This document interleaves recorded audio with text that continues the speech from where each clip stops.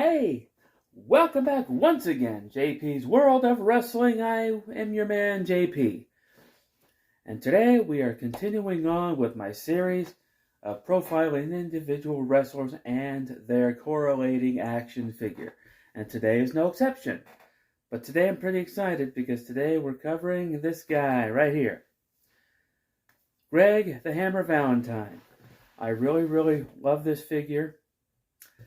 I didn't have this when I was a kid. I got this as an adult collector, but I wanted it when I was a kid because I just really loved this figure, and I always loved watching Greg the Hammer Valentine wrestle. And I always loved the fact that Greg the Hammer Valentine's gimmick was that he didn't have a gimmick. He was just a wrestler. He was just a no-nonsense type of wrestler. And for a while in the 80s, they had him tagging up with Brutus Beefcake, who later became Brutus the Barber Beefcake, and they were called the Dream Team. Well, then, after Brutus left that team, then they teamed him up with this guy, and they were called the New Dream Team. That's Dino Bravo. Anyway, that's another video. But then he started being managed by Jimmy Hart, and he started the singles run. Now, I remember always loving the way that Greg Valentine would drop elbows. I mean, he would just, like, really hard. He would just drop an elbow really hard, and it seemed like really devastating.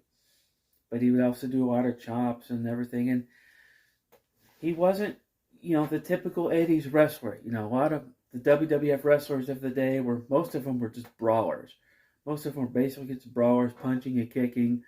But Greg Valentine, he would actually deliver suplexes, like standard suplexes. And he was a really thick wrestler. He came down to the ring wearing these, colorful robes and everything. And he wasn't a strong promo. He didn't do very good promos, really. I mean, that's why he needed a manager like Jimmy Hart. That's why, he needed this guy in his corner, talking for him. Because I think that after he parted ways with Jimmy Hart, I don't know, he didn't really go very far after that. And he didn't really last a whole lot longer after that. He went to WCW, and I'll never forget when he started tagging up with the Honky Tonk Man, and they were called Rhythm and Blues.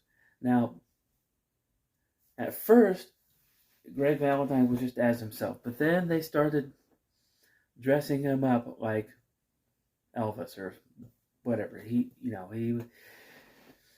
was part of sort of that Honky Tonk Man style gimmick. They dyed his hair black, and he wore this, this glittery jacket, and he carried around the guitar, and I don't know. I didn't really like that gimmick.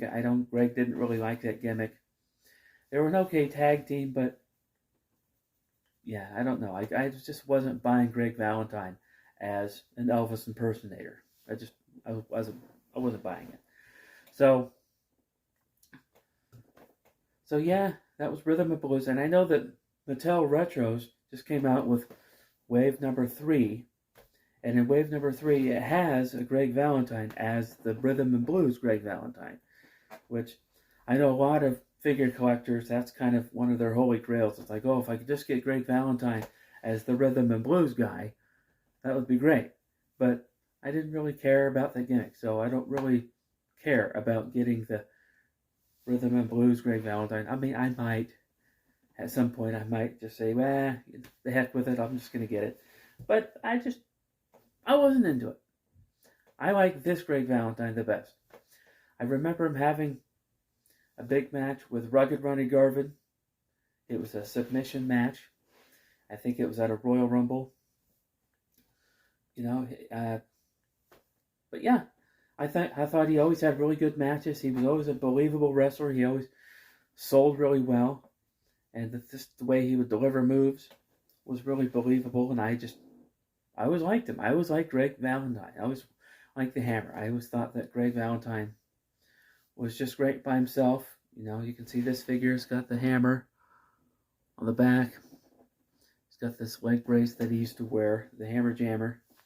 And, yeah, that's Greg the Hammer Valentine. Love, love, love this figure. And I'm so excited that I have it. And, yeah, I remember watching Greg Valentine. I remember when he went to WCW. But WCW was more, I don't know, they were more open to just regular guys with using just their names. You know, they weren't as heavily gimmicked as WWF, although they did have their share of gimmicks. But I know that Greg Valentine, for like a really long time, stayed active, like on the independent wrestling scene. And for a long time, he was still wrestling. He might even still be wrestling to this day. I don't know. But eventually got into the Hall of Fame.